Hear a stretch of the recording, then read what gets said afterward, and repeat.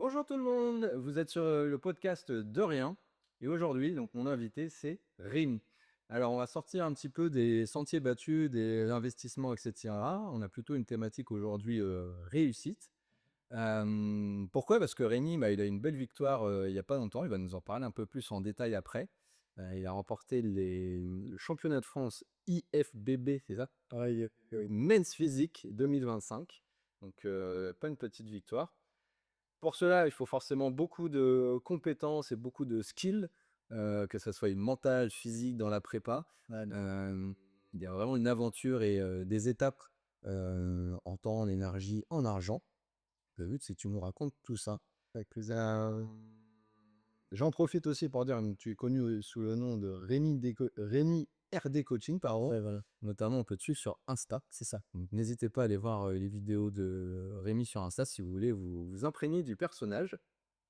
Et donc, on va commencer directement avec la première question. Finalement, est-ce que Rémi, tu peux nous parler un petit peu de toi, ton parcours et ce qui t'a amené à la musculation? Ouais, avec plaisir. Écoutez, bonjour à tous du coup, je m'appelle, Rémi comme l'a dit Brahma. Je suis éducateur sportif maintenant depuis 7 ans et l'avantage de ce travail-là, c'est de pouvoir accompagner bon nombre de personnes notamment, sur différents plans sportifs, notamment sur la musculation, les cours collectifs ou par exemple, perte de poids, prise de masse musculaire. Donc voilà, ça j'ai différentes, compétences par rapport à ça, à travers différents diplômes.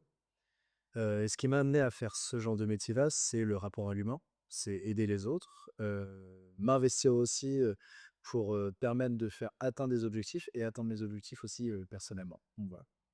Cool. Et donc, du coup, en fait, dans ton parcours, tu as commencé par la muscu, tu avais fait d'autres choses? J'avais commencé en fait, quand j'étais plus jeune, j'avais 15-16 ans. J'avais pas l'occasion de rentrer en salle de sport. J'avais pas l'argent pour, donc voilà, je montrais mes capacités dans différents sports. Quand j'étais jeune, j'ai commencé par du judo, ensuite j'ai fait du tennis de table, de l'escrime, j'ai fini par du basket. Je rentrais en études supérieures, donc j'ai pas pu associer tous ces sports collectifs-là, ni, prendre vraiment le temps nécessaire pour, comment dire? Continuer ça. Parce que, mes horaires de cours plus les horaires de sport, n'était pas coordonnée. Donc c'était un peu compliqué, donc ce que j'ai préféré faire, c'était, construire un physique, découvrir de nouvelles choses. J'ai rencontré, comment dire? On va dire des personnes qui faisaient déjà des musculations et en fait, je regardais des vidéos, ça commençait à devenir un tout petit peu, «tendance» entre guillemets et j'ai commencé à les mettre. Donc j'avais pas vraiment l'argent pour rentrer en salle de sport, je savais que ça existait, donc j'ai pris, ce que j'avais sous la main, un sac dédié, des vidéos YouTube à l'époque et puis on commençait à faire petit à petit des petites choses, des petites expériences. Après j'ai vu que ça me plaisait, j'avais commencé à avoir des petits résultats et en fait, je suis jamais ressorti. T'es pas tombé dans la marmite quand tu étais petit parce que tu as fait pas mal de sport avant, Ouais. mais tu t'es tourné, rapidement vers ce sport et qu'est-ce qui te plaisait finalement à travers la muscu, plutôt que les autres sports? Parce que tu nous as cité pas mal de sports différents déjà. Pour moi, une chose importante, se recentrer sur soi, profiter d'un moment où en fait, tu es que toi avec toi-même, que tu mets de l'intensité. En fait, j'ai toujours été, le genre de personne à vouloir faire les choses jusqu'au bout, du début jusqu'à la fin, notamment pour moi, mais pour ce que ça peut m'apporter derrière. Donc de ce fait-là, j'ai voulu en fait me mettre à l'épreuve moi-même étant plus jeune, sachant que j'avais aussi des objectifs sportifs. Par exemple, quand je me suis mis à la muscu, j'étais en pleine transition entre études supérieures, fin bac, on va dire, et études supérieures et je me suis dit: «Bon, va falloir que je fasse un truc, j'ai envie de faire du basket». La musculation rentre un peu dans le thème aussi, donc je vais associer les 2. Oui, tu as forcément des prépares entre guillemets «muscu» aussi pour ces C'est ça, sports-là? voilà, des préparations physiques spéciales, par exemple, augmenter la détente, jouer sur de la pliométrie, par exemple, avec un élève, ou un sportif de haut niveau qui a besoin de travailler des lacunes, tout simplement. Donc ça se prépare, ça se travaille. Il faut aussi connaître son athlète, savoir dans quel état d'esprit il est, qu'est-ce qu'on peut lui apporter sur le plan physique et émotionnel pour gérer et mieux anticiper la préparation physique ainsi que ses résultats. Donc ça, c'est vraiment très important. Donc pour mon cas, c'était en fait d'associer les 2 pour en fait augmenter mes compétences, au basket. Donc c'est là que j'ai compris en fait que, en s'acharnant sur, des points sportifs, des lacunes, on pouvait performer, se développer physiquement, mentalement et ce qui m'a amené en fait derrière à avoir, du coup, cette constance, cette, assiduité, cette rigueur et ensuite cette discipline qui m'a amené jusqu'à, maintenant, aux années de travail. Voilà et naturel, c'est important de préciser ça quand même. Et donc en fait, tu arrives, tranquillement, à l'étape de, je fais de la muscu, je suis coach, voilà, affirmé dans ton métier et cetera. Et donc d'ailleurs j'en profite, tu coaches, à l'Arène Ouais, la belle du petit Quevilly, petit Quevilly, récemment, et on se connaît parce que, je t'ai rencontré là-bas. Voilà, fait partie de mes élèves. et je faisais partie de des élèves, j'ai suivi un super accompagnement. Ça, c'est cool. Et d'ailleurs, c'est une super salle où il y a énormément de matériel. Ils ont 3 salles, une à Grand-Quevilly, une à Mont-Saint-Aignan et une à Marzan. Je suis pas allé encore à celle de Rouen, mais celle de Grand-Quevilly est vraiment incroyable. Qu'est-ce que je pourrais te demander? Ce qui m'intéresse pas aussi, c'est de se dire, bah ok, t'as ton parcours accompli, t'es posé en tant que coach, tu avances, tout va bien. À quel moment, en fait, on se dit, allez, je vais tenter la compétition? Qu'est-ce qui t'a fait le déclic? Qu'est-ce qui t'a motivé? En fait, c'est simple, ce qui m'a fait un déclic, pardon, c'est qu'il y a 5 ans maintenant, 5 ans, ouais, j'ai rencontré mon deuxième meilleur ami, Alex, qui est, mon collègue actuellement, qui s'appelle, AR Coaching Sportif, qui est mon collègue sur l'arène de TQV, donc vous pourrez aussi, regarder son compte Instagram. Vous pourrez le voir sur Insta en notant son nom et mon nom aussi, pas de souci, mais l'objectif, c'était vraiment de comprendre, comment pouvoir aboutir autant d'années de travail sur quelque chose qui peut, dépasser et qui peut me faire, en fait, dépasser mes propres objectifs. Parce que s'entraîner en salle, tout le monde sait le faire, mais aller chercher un vrai objectif, que ça soit physique et mental, c'est autre chose. Donc je voulais tester ça, mais avant ça, j'avais un autre ami qui, lui, s'est fait préparer par mon collègue Alex et c'est là que j'ai découvert ce qu'était la préparation physique, en compétition en tant que, men's physique dans le bodybuilding. D'accord. Qui est différent, de la musculation en elle-même, même si en fait le bodybuilding est associé à la musculation, dans tous les cas. Donc voilà et ça a été une très riche expérience parce que mon ami, a a été vraiment très, très bien préparé par Alex et je me suis dit, «Pourquoi pas garder ça en tête pour plus tard?» D'accord. Donc les années ont passé, j'ai abouti à pas mal d'expériences professionnelles, personnelles, sportives. Et ça m'a permis en fait de comprendre l'intérêt que le bodybuilding pardon, avait, pour moi dans ma tête et de ce que ça pouvait m'apporter aussi. Et en fait, je me suis dit: «Pourquoi pas me lancer?» Donc j'ai contacté plutôt Alex, je lui ai dit, j'ai convoqué carrément directement. Je lui ai dit: «Écoute, frérot, ça serait bien que tu me prépares, Heu, j'avais l'intention de rentrer en gendarmerie et que, l'objectif, était tel que j'avais aussi envie de me fixer d'autres objectifs, dont le bodybuilding. Et là, je me suis dit: «En fait, fonce, fais-le à 300 on voit ce que ça donne». Les objectifs ont été atteints et j'ai pu me présenter aux championnats de France en faisant une première fois 6e. Mais avant de faire les championnats de France, j'avais fait Beauvais, D'accord. donc l'Open de Beauvais. Et c'était top. Enfin, North Classic Cup plutôt, c'était pas l'Open, North Classic Cup de Douai. D'accord. Donc ça faisait plaisir, c'était une première expérience en préparation, des lacunes, il y avait un niveau de sèche qui était pas forcément là, j'ai fait beaucoup de rétention d'eau, fatigue, il y avait beaucoup, beaucoup de choses. Mais en termes de première expérience, incroyable, incroyable. Ouais, c'est intéressant parce que moi, je pensais avoir la réponse une piste de réponse dans la question, c'est-à-dire que dans chaque sportif, c'est souvent quand même lié à l'esprit de compétition, d'aller chercher de la perf et tout. Donc, c'est le cas lors du compète, tu présentes pas la compète pour dire je vais finir 15e, tu as toujours cette envie d'aller chercher Exactement. la place numéro 1. Mais dans ce que tu me dis, il y a quand même tout un travail de recherche, de curiosité. Je pense que du coup, ça est lié à ton métier aussi de dire c'est bien, ça va m'apporter sur d'autres plans. Et donc, on voit que c'est vraiment un projet complet. Oui, C'est pas la gagne pour la gagne, quoi. non, mais après, ça va encore plus loin que ça, j'ai envie de dire, parce qu'après, moi, c'est mon état d'esprit.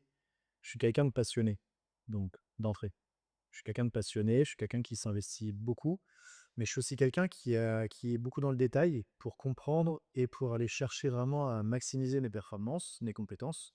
Et de ce fait-là, c'est ce qui m'a permis de pouvoir aller me dépasser encore plus pour atteindre des objectifs encore plus hauts, dont le fait que malgré l'expérience de Beauvais, il y avait zéro sélection, zéro titre, mais une vraie expérience telle d'avoir fait une compétition, me dire: «Allons chercher les championnats de France».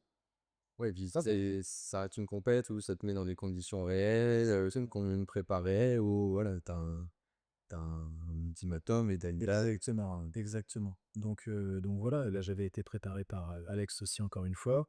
Donc j'ai fini sixième dans ma catégorie parce que en par rapport au championnat de France IFBB, vous avez différentes catégories. Vous avez le classique, wellness, vous avez les masses physiques, enfin il y en a d'autres encore catégories, je ne connais pas par cœur. Mais, Bah, alors, quelque chose je te coupe, mais justement, si tu fais la transition, c'est la ah oui, j'en ai peut-être d'après, c'est pas grave. En fait, ça moi, ça, c'est hyper intéressant parce que quand j'ai recherché un peu, j'ai regardé ta compète et cetera, donc la compétition que tu as fait, il y a plusieurs catégories, c'est ça? Et tu me parlais de bodybuilding, mais men's physique, c'est une, catégorie à part entière. Est-ce que tu peux nous expliquer un peu plus, qu'est-ce qui fait sa singularité? la singularité en men's physique, bah, ça en fait, ça correspond directement au bodybuilding en soi, parce que la compétition, c'est une compétition de bodybuilding en soi. Voilà, que toute catégorie confondue, avec hommes-femmes, c'est du bodybuilding. Par contre, différentes catégories dans lesquelles tu peux intégrer, c'est en fonction de ta masse musculaire, ta grandeur, ton niveau de masse musculaire, ce que tu peux faire aussi au niveau de ton poids aussi. Donc moi, en fait, l'avantage d'être en men's physique, c'est-à-dire qu'en fait, il fallait directement avoir des épaules larges et une taille fine. Donc ce qui correspondait clairement à mon physique actuellement et de ce que j'ai voulu préparer. Et il fallait considérer la taille. Donc moi, c'était dans la catégorie men's physique plus d'1,85 m. Vous avez clair, je fais 1,90 m. Et il n'y avait pas de catégorie de poids. Donc du coup, j'ai préparé dans cette catégorie-là ce titre, enfin, et du coup, cette compétition-là, pour me permettre d'aller chercher, du coup, sur une deuxième fois de cette année, en 2025, le titre de champion de France. Voilà, quoi. Donc ouais, je comprends. Sacré, ouais, sacré perf. Et en fait, donc du coup, si je comprends bien, mode physique, c'est pas forcément du bodybuilding à être le plus, large possible et cetera, des muscles hyper saillants. C'est plutôt d'être plutôt sharp, on va dire, Ben, heu, ou notamment sur le haut du corps, qu'est-ce qui te différencie? J'arrive pas à saisir pile poil, par rapport aux autres classes, en fait, de la compétition. en fait, au niveau mince physique, comme je te disais, c'est taille fine, large épaule. Maintenant, il y a différents critères de choix que les juges font quand tu dois sélectionner une première place, deuxième place, troisième place jusqu'à une sixième. Euh, en fait, ils se disent, il y a trois facteurs. Il y a la prise de masse musculaire, enfin, en gros, la masse musculaire, donc ce que tu représentes sur scène. Est-ce que tu as de la masse musculaire ou tu n'en as pas? Est-ce que tu as on va dire des dystrophie quelque part? Ou est-ce qu'il y a un manque d'épaule par-ci par-là par rapport à l'autre? D'accord. Est-ce que tu as une taille qui est symétrique? Est-ce que tu es symétrique? De Ouais, base, si vraiment visuellement, c'est eux qui apprennent le jeu. C'est pour ça que c'est quand même du coup euh, assez des fois contraignant quand tu sais que tu as une personne qui peut avoir un meilleur niveau de sèche à côté de toi, mais que par rapport à ta masse musculaire ou par rapport à ton posing, parce que pareil, tu fais des figures, tu te positionnes en tant qu'athlète et tu dois, à travers les lumières, montrer une certaine prestance, une certaine allure face au jury. Donc ça passe par des transitions, on appelle ça du posing, à travers une gestuelle, une posture, une coordination de mouvement. ce qui change tout, vous avez une vidéo sur, TikTok, YouTube où effectivement le gars qui n'a pas forcément une condition physique se prend normalement, voilà. Par contre, il se prend avec un petit contraste lumière au-dessus et tout, il a l'impression que c'est la tablette d'abdos Et ça joue énormément qu'on fasse full lumineux. Donc c'est pour ça. En plus, on a aussi du tan. C'est en fait une espèce d'huile teintée en gros qui nous bronze automatiquement. Mais enfin, je vais en fait ressortir pardon, les définitions musculaires et justement à travers votre niveau de sèche, de définir de manière très qualitative le muscle en lui-même, sous toutes ses parties, dos, épaules. Donc voilà, cette préparation, cette année, elle a été hyper, intéressante, cultivante et l'avantage, bah, du coup, on a quand même remporté, ce championnat de France avec mon préparateur, Pierre-Martin Melcia, que je salue, à travers cette préparation qui a été formidable et du coup, voilà, l'objectif, c'était vraiment d'aller chercher un podium. J'y croyais pas au début parce que mon niveau de sèche au début était pas trop là, malgré le fait que j'ai quand même eu une assiduité au niveau de la diète, qui a été, énorme. Par contre derrière, fallait assumer les entraînements, fallait assumer les coachings aussi entre temps, fallait être cyclé au niveau horaire, fallait être cyclé au niveau alimentation. Donc c'était assez chronophage. alors justement, moi, c'est pour ça aussi que je cherchais à t'interviewer absolument, parce que je me suis dit: «C'est hyper intéressant». Le podcast est plutôt destiné normalement à la finance et tout. Mais en fait, là, il y a un gros pont à faire sur toutes les phases, le mindset que tu as dû avoir Mais pour aller chercher. Et donc, une grosse question là, de cet épisode que j'ai envie de te poser, c'est est-ce que tu peux un peu nous résumer les phases de je pars en compétition, j'ai pris la décision, à j'ai la médaille. C'est quoi les grosses phases par lesquelles tu es passé et que ce soit forcément les phases de up et d'autres et comment tu les as gérées? bah, je vais essayer de faire en sorte je vais faire en sorte d'être succinct là-dessus parce que c'est vrai que c'est un peu délicat, on pourrait passer, facilement 1 heure, mais on a toujours de pas j'ai le choix. C'est qu'en fait, en soi, moi, je me mettais une pression pour réussir parce que je voulais, développer mon potentiel, mes capacités physiques et je voulais surtout, en fait, me prouver à moi-même que j'étais capable de donner. Sauf que ça s'est pas passé du tout comme ça. C'est qu'au début, en fait, on a fait une sortie avec, mon meilleur pote Alex, du coup, air coaching et il m'a dit à la fin: «Bah, écoute, au travail, donc dans la salle, il m'a dit: «Bah, écoute, il est pas au courant, mais il repart en compétition cette année». Ah oui, c'est lui qui t'a lancé la tata de choses, quoi. Il a dit ça devant tous mes élèves, donc moi je pouvais pas dire non, tu vois? Il me dit: «Ah, il est 6e cette année 2024 et il faut qu'il fasse, 1er 2025». Je fais: «What?» La tension. Donc du coup, je me suis dit: «OK, bah, vas-y, hein, les boules de pommes, on y va comme ça» et en fait, j'ai pas réfléchi. Je lui ai fait confiance, je lui ai demandé qu'il me prépare. Il m'a dit: «Non, malheureusement, je pourrais pas te préparer parce que j'ai beaucoup de travail» et du coup, je vais essayer de retrouver quelqu'un. Donc je suis tombé sur le préparateur, d'un autre ami à moi qui est coach aussi avec moi, heu, qui s'appelle Amaury et qui lui pareil, était dans la compétition avec moi. C'est-à-dire qu'on a fait une préparation qui était ensemble aussi, donc ça c'était génial. Amaury, oui, qui est coach sur, La réaliseuse de Grand QI maintenant, mais qui est aussi sur Mont-Saint-Hilaire, les Monts-Saint-Hilaire, ouais. Mais très, très beau feeling avec cette personne ici, franchement il est top. Vraiment, vraiment très, très bon feeling, avec Amaury, c'était pareil, super bon feeling dans la prépa. Du coup, il nous a coachés tous les 2. On a fait la même catégorie, même podium tous les 2. Donc c'est affinité. sur classe. On a de fou. Super expérience. Et donc, du coup, bah, tes moments forts, je suppose, bah, forcément, quand tu as la médaille, mais est-ce que tu as eu d'autres moments forts où tu te sentais voilà, c'était quoi ces moments-là? Bah, ces moments-là, c'est simple, c'est quand déjà vous commencez à vous faire une diète, à vous dire: «Bon, bah, c'est bon, tu as ta diète, tu as ton plan d'entraînement, tu vas devoir y aller». Donc là, tu te poses pas de questions, tu sais que tu as une diète à suivre. À ce moment-là, faut arrêter de penser, faut être dans l'action et plus dans le psycho. C'est-à-dire qu'aujourd'hui, il faut que vous vous cycliez par rapport à ce que vous mangez. Vous avez une telle quantité à manger sur tel type d'aliment qui va vous faire ça, ça, ça au niveau du corps. Après, en tant qu'éducateur sportif, non, je me suis renseigné, j'ai déjà des connaissances par rapport à ça, donc c'est plus facile de comprendre. Et pour une personne novice qui n'a jamais fait de bodybuilding, ça peut être, assez handicapant, même vraiment très contraignant et ça peut être aussi source d'abandon chez certains. Parce qu'ils ont quand même peut-être appris à avoir cette capacité mentale à pouvoir aller chercher de la difficulté à travers la nourriture. Je parle du fait d'avoir un gros déficit ou plus ou moins en fonction de son niveau, sa dépense énergétique, un niveau de masse grasse, à perdre. Mais en fait, en fonction de sa diète, qui peut être plus ou moins restrictif, bah, faut l'assumer. Il sait que plus en plus ça va avancer dans la compétition, plus il sait qu'il va moins manger, il va devoir condenser ses entraînements, prendre du temps pour se reposer. Et moi, de mon côté, c'était ça. Donc, si j'entends bien ce que tu me dis, j'ai l'impression que c'est côté aussi robotique au moment. Si tu veux ne pas trop que les aléas psychologiques viennent dénaturer la prépa, Ouais.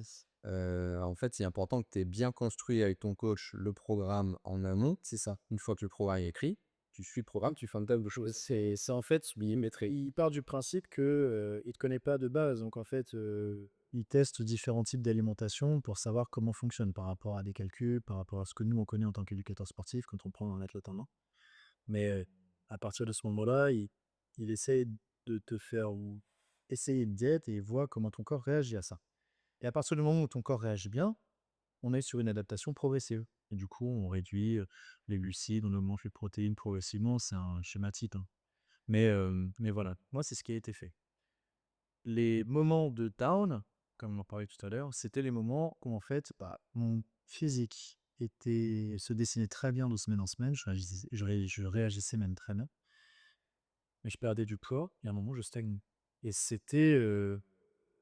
pour moi, c'était aberrant. Je suis resté 6 semaines sans perdre 1 kilo ou 2 kilos et le temps avançait et je me suis dit: «Purée, on arrive à un mois et demi de compétition, je perds plus de poids, comment ça se passe?» Et je commence à psychoter, parce que forcément je commençais à manquer d'énergie Je donnais beaucoup de mon temps pour les coachings, je travaillais en même temps, je me focus sur mes entraînements, sur ma prépa, fallait que je prenne du temps pour moi. Donc tout ça, le bout à bout, avec le sommeil, l'énergie qui descendait, le psycho, il prend très très vite. Oui, parce qu'il y a saturation de beaucoup de choses et Exactement. tu pendant longtemps, en fait, habitué à progresser, à te voir sur la balance, machin et d'un coup, C'est là que le travail commence. Donc c'est là où on se dit, ok, là tu traverses ça, tu sais pas comment réagir, tu respires, tu te dis, c'est là que tu rentres dans le dur, psychologiquement, physiquement, ce sera après, mais psychologiquement, tu commences à te dire, ouais, là, t'es rentré dans un truc, tu sais que si c'est la première fois, tu flippes un peu, tu poses des questions, t'es pas trop bien. Quand ça fait plusieurs années que tu en pratiques, c'est pas, t'arrives à gérer ce genre d'émotions-là. Mais chaque expérience, chaque prépa est différente, bien sûr. Donc voilà. mais vraiment dans ce que tu as dit, en fait, encore une fois, je fais le pont avec l'invest et tout ce qu'il peut avoir en termes de business et tout, c'est qu'il y a des trucs hyper intéressants. Tu vois, moi, je retiens le fait que déjà, bien définir son objectif. Donc toi, j'ai défini le fait que j'allais chercher, un podium sur 7 compètes, mais tu as bien choisi la compète. C'est ça. Toi, tu sais pourquoi, alors même s'il fallait que je te la lancer un peu comme ça, mais tu sais pourquoi tu y vas, tu as plein de sens à donner derrière et ton why, il est clarifié, aligné. Ouais, moi, c'était principalement pour rendre fier à l'aise, mais principalement moi aussi, parce que voilà, c'est toujours une fierté naturelle de vouloir le faire, parce que je sais, j'ai fait 2 compétitions avant celle de 2025. Je savais à quoi m'attendre. Mais la question, c'était: est-ce qu'il faut que tu ailles en sèche, enfin en compétition, et est-ce que tu sais que tu vas devoir rentamer une sèche? Est-ce que tu sais que tu vas devoir encore en chier, que ça va être différent, que tu vas même encore devoir aller chercher encore plus loin dans tes capacités? Donc ça, c'est une préparation mentale en soi. Là-dessus. Et moi, je me posais suffisamment de questions, mais j'étais sûr de vouloir y aller quand même. Mm. Donc j'ai fait coûte que coûte, vas-y, on y va. Et ouais, donc intéressant ton objectif calé. Après, on voit que bah, c'est pas le tout l'objectif, mais si après tu te pointes à la salle, fleur au fusil, bon, allez, on y va, et puis il faut que je progresse. Non, Non. c'est pour un objectif, quels sont les jalons que je pose, les différentes bornes, des étapes, et que tu as écrit le plus finement possible. Alors, même si, comme dans tout programme, je pense que tu as des réajustements au fur et à mesure selon ce qui C'est se passe. exactement ça. Mais en fait, tu viens pas, les adaptations ne viennent pas remettre en question tout le programme, en fait. Le programme continue, il est écrit, ce qui permet quand même d'avoir une ligne directrice. Exactement, hein. Moi, je le vois dans le podcast pour ma ligne éditoriale, mais ça peut être pareil quand tu lances une entreprise. Ouais, je pense que c'est bien d'avoir en fait des étapes. Voilà. Et Par droit à terme pour objectif, exactement, avec des délais, ça, ce qu'on appelle des sprints, etc. Et moi, tu cales les choses, donc c'est pas mal. Et après, un truc sur lequel j'aurais peut-être envie de revenir, quand tu dis des downs, des moments difficiles, ouais. ça j'ai bien compris comment tu les avais vécus, mais comment tu les combats en fait? C'est-à-dire, c'était quoi toi tes tips, tes solutions? C'était je me remets sur moi-même et je vais au bout, j'essaie de me dépasser. C'est, j'ai des proches qui le soutiennent. C'est quoi les choses que tu peux aller chercher quand tu es vraiment dans le mal comme ça? Bah, en fait, c'est penser à soi. C'est en fait aller faire des choses qui nous plaisent, hors, connecté à l'alimentation. Parce que vous pouvez marcher, vous pouvez sortir, vous pouvez prendre l'air, vous pouvez faire ce que vous voulez. En plus, c'est bien parce que le marché, ça vous fait consommer des calories. En plus, plus on avance dans la compétition, plus le nombre de calories, par rapport à ce que vous consommez en valeur alimentaire, mais par rapport à ce que vous dépensez, doit être supérieur. Donc forcément, si vous marchez, vous avez envie de sortir. Moi, j'avais besoin de me reconnecter à moi-même, heu face à la difficulté, parce que j'avais déjà cet objectif de faire un podium. Je savais pas quelle place encore je visais, même si dans ma tête je me disais: «Bah, forcément tu attaques un peu d'eau, tu vas faire 1er. Tu Mmh. envie de faire 1er». Mais je J'ai jamais entendu dire que tu y es pour être 2e. Je sais on même fait pas. ouais. Bah, ici on compte pas les pertes, allez, on y va avec de la persévérance. Mais hormis ça, le but c'était de faire les choses le plus correctement possible. Donc je me suis dit, à un moment: «On va falloir que de penser à bouffer», parce que moi je vais en bouffer, clairement je mange. Bah, elle m'a déjà vu manger, c'est bon, je rentre. Mais mais voilà, les vrais moments de down, c'était, principalement au mois de mars, au mois de février, où ça devenait très, très dur parce qu'on m'approchait de la fin de la prépa. Et là où c'était vraiment très compliqué, c'est que je pouvais plus être en capacité de courir, je ne pouvais plus être en capacité de mettre de l'influx nerveux, de l'intensité dans mes séances, parce que j'étais très fatigué. Et quand vous vous rendez compte qu'avant cette compétition, vous avez des charges de malade, parce que vous êtes au top, vous avez de l'énergie à prendre à travers l'alimentation, le repos, et tout ce qui s'ensuit, et que au niveau de la fin de la préparation, vous vous rendez compte que votre jauge au lieu d'être à 100%, elle est à 20%, alors qu'en fait, c'est même pas une question de votre choix. C'est parce qu'en fait, l'alimentation, elle vous tape parce que vous consommez plus de calories que vous en mangez. Donc vous êtes déjà en déficit. Mais sauf que c'est un déficit qui dure, qui dure, qui dure, qui dure, qui s'enclenche, qui s'enclenche, qui s'enclenche. Et le truc, c'est que derrière, vous vous rendez compte que, en fait, vous êtes même plus en capacité à la fin de votre repas de vous lever du lit pour épicer. Pisser dans une bouteille. Et c'est compliqué. Alors, pour ceux qui ne le connaissent pas, vous allez vous dire, pourquoi se mettre dans des états comme ça pour une compétition? Bah, moi, j'ai envie de vous dire, tout simplement, l'intérêt que vous allez mettre dans, et l'intensité que vous allez mettre dans dans cette préparation physique ou dans cette capacité à vouloir faire les choses, va vous amener à votre réussite. Moi, c'est ce que je voulais. Je voulais me mettre mal, mais aller voir jusqu'où j'étais capable d'aller pour aller atteindre ce titre. Mmh. Et ça, c'est une vraie valeur. Et je me suis dit, bah, coûte que coûte, on y va. Alors l'accepter, par contre, ça, c'est très compliqué. Le vivre, encore plus. Mais au bout d'un moment, on réfléchit plus, on est tellement dingue que. Enfin, oui, moi, je me rappelle une story, enfin, ouais, si je peux me permettre plus. Marrant, le 18 mars, mon anniversaire, j'invite des amis chez moi, comment dire, pour mon anniversaire, ils viennent tous, ils me font petit cadeau, tout ça. C'est moi qui fais la bouffe. Je peux le dire que j'étais tellement déterminé à atteindre l'objectif que c'est moi qui ai préparé à manger le gâteau, tout ça. Bah, j'aime même pas manger une part de gâteau parce que j'ai comme ma préparation qui est nulle. Et c'est le moment le plus compliqué de ma vie, mais c'est à ce moment-là où j'ai réalisé que j'étais un vrai psychopathe, un vrai. Je me suis dit, le mec, il fait un gâteau, il a même pas léché une gouttiillette, un machin, un truc. C'est lui qui fait le gâteau, le mec, il est en déficit calorique, il a plus d'énergie, mais il veut faire plaisir et il veut partager un bon moment. Parce qu'en fait, à partir de ce moment-là, c'était un moment de dingue. J'avais besoin de me raccrocher à autre chose que la bouffe. Mmh. Et je sais pas pourquoi je me suis dit, bah, fais à manger. Vous allez me dire, mais non, mais c'est complètement contradictoire. Le mec, il pense qu'à bouffer, il se fait à manger, mais il fait à manger de la merde pour. Au final, pas du tout. L'objectif, c'était de faire plaisir, profiter d'un moment avec mes amis. C'est sûr qu'un état de compétition, il faut savoir faire des sacrifices. Vie familiale, il y a les parenthèses à mettre. Il y a aussi des parenthèses à mettre sur ses plaisirs. Courir, ceux qui veulent faire de la perf à tout prix, de la prise de masse et tout ça, là, bah, va falloir un peu décocher certaines cases. Pied sur, ouais, l'aspect ouais, pied sur la sociale et Ouais, exactement. Alimentaire, social, et du coup, c'est rentrer dans une bulle, se mettre dans une vraie condition de sportif de haut niveau, parce que c'est aussi une condition de sportif de haut niveau, faut le dire clairement. Parce qu'on passe par des états émotionnels, de la préparation mentale, des capacités physiques qui dépassent l'entendement de notre entendement personnel.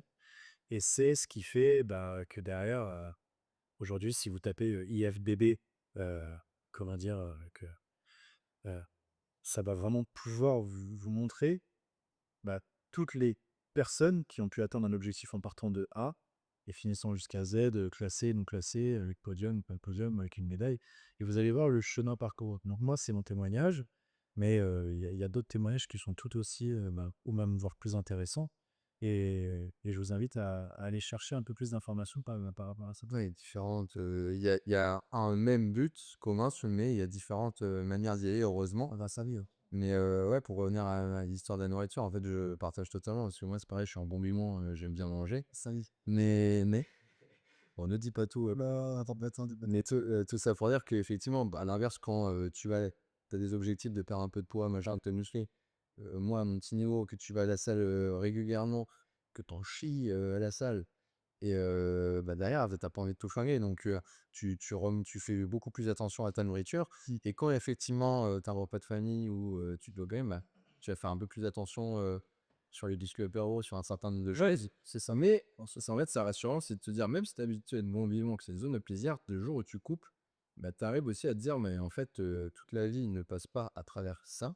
Tu as d'autres moyens, d'être en harmonie avec toi-même et tu peux profiter du bon moment, en fait, des vrais échanges avec la personne sans pour autant. Je lui ai dit un peu avec l'alcool, en fait, tu pas besoin de, quand tu sors, forcément boire pour passer un moment. Bah, alors, finalement, c'est un peu la même chose avec la nourriture, toute proportion gardée. C'est ça. J'avais envie de revenir sur une chose qui me semble aussi intéressante. Tu nous as dit donc tu avais déjà, fait une compète, la même compète sur laquelle tu avais fini 6e, si je dis pas de bêtises et en fait, déjà je trouve ça bien, bravo à toi parce que déjà quand tu finis 6e, tu pourrais dire: «Je m'arrête là», voire même, «Ouais, j'ai pas été au rendez-vous, bah, c'est tout, je m'écroule dessus». Non, tu as déjà remis le couvert. Ouais. Qu'est-ce que tu as retenu en fait? Qu'est-ce que ça t'a apporté entre la première et la deuxième compétition? 2 belles choses. Déjà, la qualité de l'alimentation, enfin la qualité, non, je sais pas, j'ai mal choisi mon mot. Je dirais, ce qui m'a permis en fait de faire une vraie, un vrai gap entre la première compétition et la deuxième, c'était, déjà mon niveau de sèche. Je suis arrivé, avec du stress, la première compétition, D'accord. pas beaucoup de sèche, j'avais fait pas mal d'écarts, j'avais moins respecté ma diète. Les entraînements étaient tout aussi qualitatifs, voire même un peu plus. Mais par contre, ce qui était assez compliqué, c'était surtout de gérer en fait mon côté émotionnel. Trop dépendant alimentaire, enfin au niveau de la malbouffe ou au niveau de la ouais, de la malbouffe en elle-même, que ça soit, faire des sorties avec des copains, moi, mais j'avais pris ça beaucoup moins au sérieux et du coup, ça m'a servi d'expérience parce que derrière, malgré mon niveau de sèche, mais aussi la qualité du posing, c'était une première compétition, une première expérience, donc forcément, dans chaque première chose que vous entreprenez, il y a du raté. Il y a des choses que vous devrez forcément améliorer. Bah, moi, j'ai essayé de prendre ça en compte. J'ai essayé de noter, les étapes de ma compétition, chaque point faible que j'ai pu avoir l'année dernière. Je les ai énumérés, je les ai fait valider. Mais c'est trop bien, je suis en train de me dire, en fait, on les voit souvent un peu en mode bateau sur la raison, mais ce qui ne tue pas nous rend plus forts, c'est ça. Et donc les échecs, je trouve ça trop bien ce que tu as fait, c'est de dire: «OK», d'ailleurs score d'échec, hein, cinéma, ça reste ça, celui-là, mais en tout cas, si c'était pas ce que tu voulais aller plus loin avec la première place, tu t'es tout listé, c'est ça, en disant: «J'aurais pu me faire là, j'ai galéré et tout», c'est top d'avoir fait ça. Ouais, mon axe d'amélioration, je le voyais enfin, il y a une persévérance qui était telle que je me suis dit: «Bon, on va tout faire. Quitte à sucer des cailloux jusqu'à la fin de la compétition, on va y aller». Et je me suis dit, je me suis pas posé de questions et je me suis dit: «Bah, écoute, fonce, hein, vois». Et puis, bah, ça, je sais bien préparé. J'ai commencé à prendre du poids rapidement, avoir une bonne définition musculaire. Je voyais que ça commençait à être pas mal. J'avais même beaucoup plus d'énergie à un moment. Bah, en fait, je trouve que c'est important aussi, c'est de se dire, si tu t'es fixé l'objectif, que pour l'objectif, il te faut tel critère, notamment là, être super sérieux au niveau de la bouffe, pas faire d'écart. C'est respecter les Si demain, tu déroges à la règle et tu bouffes n'importe quoi, ne serait-ce qu'une ou 2 journées, ça veut dire que ce que tu fais là non, ça servit à rien. est plus et surtout plus important, tu le mets avant ton objectif final d'aller chercher la pompette. C'est ça, ça Et me en fait, ça peut être au fond de toi, c'est que tu désires pas suffisamment l'objectif, oui. parce que, finalement, j'ai l'impression, et moi je le ressens parfois, à travers certaines choses, mais ta deuxième compète, tu voulais tellement la première place, tu sais que ça t'a coûté, à la première fois, que, bah, en fait, ça t'a robotisé à dire: «Non, c'est bon, je suis mon programme et je fais pas d'écart», et ça, c'est ce qui t'a fait que tu voulais tellement que Et je vais en ça dire t'a une autre chose qui est importante, c'est qu'à partir du moment où vous êtes dans cet état-là, sur une fin de préparation, fatigue physique, fatigue émotionnelle, fatigue mentale, vous supportez plus rien, vous êtes à cran parce que vous manquez d'énergie, vous avez même plus envie de parler aux gens, vous dormez mal parce que derrière vous psychotez un peu par rapport à votre niveau. Est-ce que vous allez être forcément à la hauteur de ce que vous espériez au début, même à la fin? Est-ce que vous allez être à la hauteur pour aller chercher une première place? Ça, il y a beaucoup de questions qui se posent et ça, c'est normal. Mais rien que quand on traverse cette épreuve-là, qu'on est en pleine conscience avec ça, clairement, et ben, on se rend compte qu'en fait, bah, il y a il y a que notre cerveau qui nous empêche, de pouvoir, enfin, qu'il y a notre cerveau qui nous bride, en fait, en soi. Moi, c'est ce qui m'a permis de comprendre que lors de ma compétition, je serai jamais meilleur qu'un autre, mais en tout cas, je donnerai à 100% de mes capacités pour atteindre ceci. Voilà. C'est vraiment la valeur, en fait, ajoutée à cette préparation. C'est pour ça que moi, j'adore la préparation sportive, j'adore la préparation physique, j'adore la préparation mentale par rapport à tout ça, de préparer un sportif ou un jeune ou quelqu'un a un effort physique, a un effort mental et se dépasser. Voilà, ça c'est hyper important. Et à travers ça, bah, il y a forcément des résultats. Parce qu'on aide forcément la personne, on essaie d'apprendre à la connaître. Et bah, moi, je ressors avec une super expérience de tout ça. oui, bah, vu tout ce que tu nous as évoqué, je suis certain pour que ce soit grandi et qu'on a appris, plein de choses.